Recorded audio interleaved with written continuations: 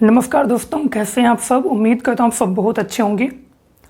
और आज की इस वीडियो में हम लोग बातचीत करेंगे जो शिक्षा अधिकार अधिनियम है 2009, उसी पर आज हम बातचीत करेंगे। उसमें जो मुख्य प्रावधान हैं जिनसे हमारे टेट, सीटेट, टीजीटी, पीजीटी इनमें क्वेश्चंस बनते हैं, उन पे हम बातचीत करेंगे आज की इस वीडियो में।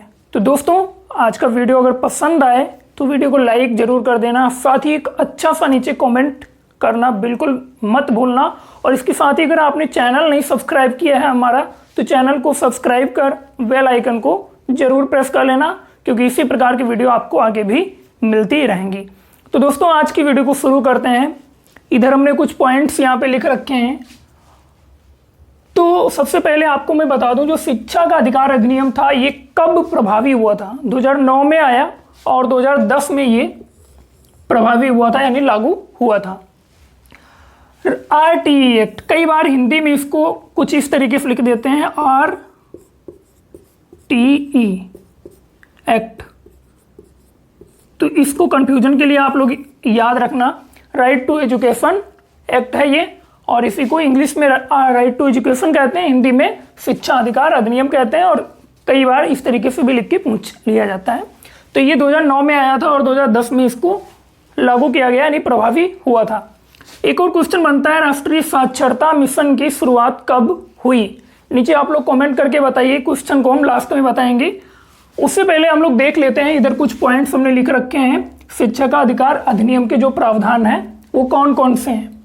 तो पहला प्रावधान हम पढ़ेंगे, 6 से 14 वर्ष तक के प्रत्येक बच्चे को प्रारंभिक शिक्षा का अधिकार निकट के विद्यालय में, यानी कि प्रत्येक बच्चे को यह अधिकार होगा। 6 से 14 वर्ष तक का प्रत्येक बच्चे को यह अधिकार है कि वो अपने निकट के विद्यालय में अपनी शिक्षा को क्या करेगा, प्रारंभिक शिक्षा जो होती है उसको पूर्ण करेगा।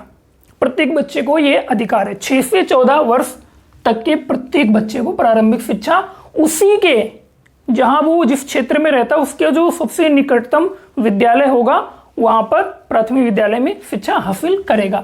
तो पहला प्रावधान ये है।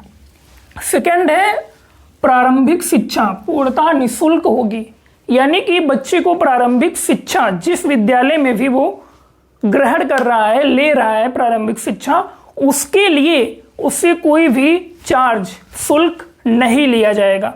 यानी कि जो भी शिक्षा होगी वो बिल्कुल मुफ्त में मुहैया कराई जाएगी।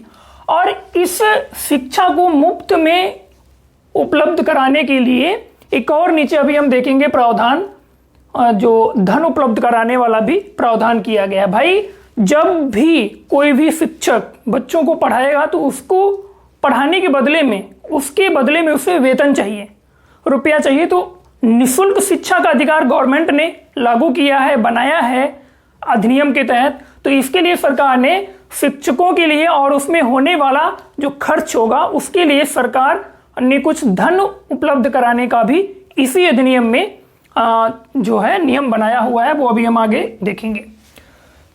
तो प्रारंभिक शिक्षा जो होगी पूर्णतः निःशुल्क होगी, कोई भी बच्चों से चार्ज, शुल्क नहीं लिया जाएगा। इसके साथ ही इच्छानुसार विद्यालय स्थानांतरण का अधिकार।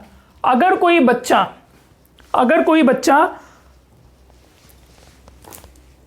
को आवश्यकता है विद्यालय चेंज कराने में, विद्यालय चेंज करना चाहता है राज्य या राज्य से बाहर, तो वो बच्चा अपने इच्छानुसार का विद्यालय जो है उसको चेंज कर सकता है, बदलाव किया जा सकता है उसके विद्यालय को स्थानांतरण में। ठीक है, किसी भी क्लास में बच्चा पढ़ रहा हो। ठीक है, नेक्स्ट है आपका, शारीरिक दंड या मानसिक प्रताड़ना नहीं दी जाएगी।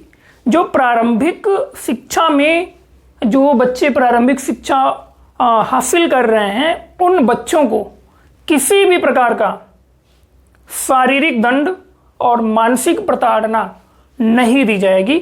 ये सरकार ने क्या नियम बना रखा। अगर कोई भी टीचर शारीरिक दंड या मानसिक प्रताड़ना देता है और बच्चे ने शिकायत कर दी, तो फिर वो शिक्षक हट भी सकता है, उसको सस्पेंड किया जा सकता है। सस्पेंड तो किया ही जाएगा। ठीक है, अब छोटी मोटी जो सजाएं होती हैं बच्चों को, जैसे बदतमीजी करते हैं, कुछ शरारत करते हैं, तो उसमें क्या रहता है, उसमें टीचर बच्चों को डांटते हैं, लेकिन शारीरिक प्रताड़ना, जो प्रताड़ना शब्द है ना, उस प्रकार की प्रताड़ना और दंड, इसके साथ ही मानसिक प्रताड़ना नहीं दी जाएगी।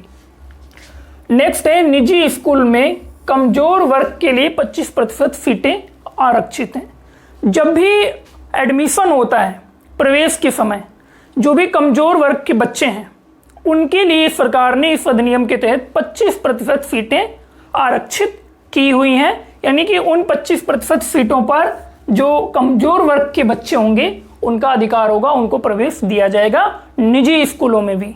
ये निजी स्कूलों के लिए क्वेश्चन है, प्रावधान किया गया है। नेक्स्ट है, केंद्र एवं राज्य सरकार धन उपलब्ध कराएगी। भाई जो भी इस अधिनियम के तहत शिक्षा मुहैया कराई जा रही है वो पूर्णतः निःशुल्क है। अब जब शिक्षा निःशुल्क है, लेकिन जो निःशुल्क उपलब्ध करा रहे हैं, जैसे जिसमें टीचरों का भी योगदान है, बहुत सारी शिक्षण सामग्री भी उपयोग होती है, उन सबका जो खर्च होगा वो कौन? केंद्र सरकार एवं राज्य सरकार मिलकर के उपलब्ध कराएंगी, जिसमें टीचरों का वेतन हो गया, शिक्षण सामग्री, पुस्तकें हो गई, खाना भी अब तो बच्चों को दिया जा रहा है, और भी बहुत सारी चीजें जो भी प्रारंभिक शिक्षा में बच्चों को दिया जा रहा है, उस सबका जो खर्च है वो कौन उपलब्ध कराएगा? केंद्र सरकार और राज्य सरकार दोनों मिलकर उपलब्ध कराएंगी। नेक्स्ट है, नया स्कूल बिना प्रमाण पत्र के और सरकार की अनुमति के बिना नहीं खोला जाएगा।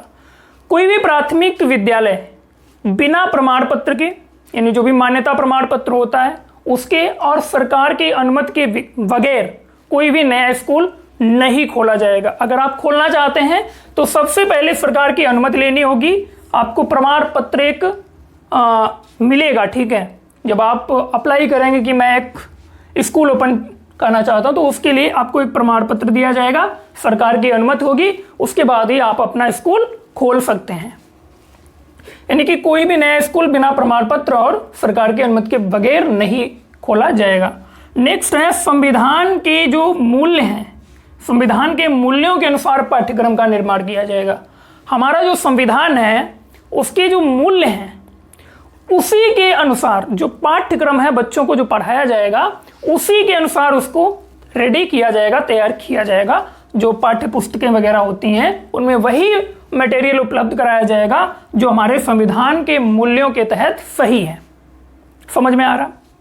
नेक्स्ट जो है प्रावधान वो है, प्रशिक्षित अध्यापक ही बच्चों को पढ़ाएंगे। यानी कि बच्चों को जो पढ़ाने वाले प्रशिक्षित अध्यापक हैं, जिन्होंने कैसे मतलब टीचर की ट्रेनिंग जो है प्रशिक्षण किया हुआ है, वही टीचर वही अध्यापक बच्चों को पढ़ाएंगे। और जो अध्यापक प्रशिक्षण नहीं किए हुए हैं उनको पहले प्रशिक्षण दिया जाएगा, उसके बाद में उनको पढ़ाने की अनुमति होगी। तो सिर्फ प्रशिक्षित यानी जिन्होंने प्रशिक्षण लिया हुआ है कि बच्चों को कैसे पढ़ाना है, वही अध्यापक बच्चों को पढ़ाएंगे। ऐसा नहीं कि कोई भी आया चलो बच्चों को पढ़ा दो, उनको पढ़ाने का, बच्चों की फीलिंग्स को समझने का, कोई बच्चा कमजोर है तो उसको किस तरीके से पढ़ाया जाए, ठीक है, कोई बच्चा ज़्यादा ही IQ वाला है तो उसको किस तरीके से पढ़ाया जाए, ये सारा कुछ प्रशिक्षण के दौरान एक शिक्षक को बताया जाता है। तो जो शिक्षक प्रशिक्षण कर चुके हैं उन्हीं को बच्चों को पढ़ाने का अधिकार होगा, वही बच्चे पढ़ाएंगे। अगला है, शिक्षकों को चुनाव की ड्यूटी, ठीक है, और प्राकृतिक आपदा और जनगणना, प्राकृतिक आपदा और चुनाव कार्य के अलावा कोई भी कार्य नहीं करवाया जाएगा शिक्षकों से, ठीक है। जनगणना पहला हो गया, प्राकृतिक आपदा और चुनाव कार्य, इनमें ही केवल ड्यूटी करेंगे शिक्षक, बाकी इसके अलावा शिक्षक कोई भी कार्य नहीं करेंगे। और अगर कोई करवाता भी है तो इस अधिनियम के तहत वो टीचर कार्यवाही भी कर सकते हैं। अगला है, बच्चों पर उत्तीर्ण या अनुत्तीर्ण होने वाली कोई भी परीक्षा लागू नहीं की जाएगी। हालांकि परीक्षाएं होती हैं लेकिन उत्तीर्ण या अनुत्तीर्ण होने वाली कोई भी परीक्षा लागू नहीं की जाएगी, जिससे कि बच्चों पे प्रेशर ना आए। अगर कोई बच्चा कमजोर है तो अगर फेल हो जाता है तो उस पर प्रेशर ना आए, इसी की वजह से गवर्नमेंट ने ऐसा प्रावधान लागू किया कि उत्तीर्ण या अनुत्तीर्ण होने वाली कोई भी परीक्षा लागू नहीं की जाएगी। यानी कि बच्चे जो हैं बिना किसी प्रेशर, बिना किसी दबाव की शिक्षा ग्रहण करें। अब आपको ये बताना है कि क्या ये इस तरीके से जो प्रावधान है ये सही है या गलत है, नीचे कमेंट करके बता सकते हैं आप लोग। इसके साथ ही एक बहुत ही महत्वपूर्ण क्वेश्चन पूछा जाता है, शिक्षक और विद्यार्थी का अनुपात क्या होना चाहिए। शिक्षक और विद्यार्थी का अनुपात क्या होना चाहिए, यानी कि कितने विद्यार्थियों पर एक शिक्षक होना चाहिए और एक शिक्षक को कितने बच्चों को पढ़ाना चाहिए। इस तरीके से इन दोनों के बीच का अनुपात पूछा जाता है। तो एक शिक्षक को 40 एक शिक्षक पर 40 बच्चे होते हैं, यानी 1:40, 1:40 का अनुपात होता है शिक्षक और विद्यार्थी के बीच का। इसी को कई बार आपने 40:1 भी लिखा देखा होगा, तो ये विद्यार्थी और शिक्षक के बीच का हो गया। मतलब हो सकता है लिखने में इधर उधर हो जाएगा, लेकिन एक जो होगा ये आपको शिक्षक को ही दर्शाएगा, किसको, शिक्षक, और 40 जो होगा ये विद्यार्थियों को दर्शाएगा, यानी शिक्षार्थियों को दर्शाएगा। अब एक क्वेश्चन है, आरटीई एक्ट 2019 के अनुसार प्राथमिक विद्यालय में शिक्षकों के लिए प्रति सप्ताह कार्य घंटों की न्यूनतम संख्या कितनी है। यानी जो प्राथमिक शिक्षक होता है प्राथमिक विद्यालय में, आरटीई एक्ट 2009 के अनुसार एक सप्ताह में वो कितने घंटे मिनिमम कार्य करेगा, कम से कम कितने घंटे कार्य, कम से कम, न्यूनतम यानी कम से कम कितने घंटे काम करेगा, तो इसकी संख्या कितनी है, 45 है। कम से कम 45 घंटे एक शिक्षक को कार्य करना है। अब देखिए एक और क्वेश्चन है, वो तो मैंने बता ही दिया, आरटीई एक्ट अधिनियम 2009 के अनुसार किस आयु समूह के बालकों के लिए ये बनाया गया है, तो 6 से 14 वर्ष, ये हमने आपको बता दिया है। अब जो क्वेश्चन हमने दिया था आपको, राष्ट्रीय साक्षरता मिशन की शुरुआत कब हुई थी, तो इसका आंसर आप लोगों का होगा 1988। कितना, 1988 इसका आंसर होगा। तो उम्मीद करता हूं आज का ये वीडियो आप लोगों को पसंद आया होगा। इससे जो महत्वपूर्ण क्वेश्चन बनते हैं ये तो बहुत बार पूछा गया है, कब प्रभावी हुआ 2010 में, कब लाया गया था 9 में, क्या क्या इसके जो मुख्य प्रावधान है वो हमने आपको बताया। उम्मीद है आप लोगों को वीडियो पसंद आया होगा। वीडियो अगर पसंद आया तो लाइक जरूर कर देना, शेयर करना अपने दोस्तों को। इसके साथ ही चैनल पर नए हो तो चैनल को सब्सक्राइब कर बेल आइकन को प्रेस कर लीजिएगा, ताकि आगे भी आपको इसी प्रकार के वीडियो मिलते रहें। अगले वीडियो मिलेंगे, तब तक के लिए धन्यवाद।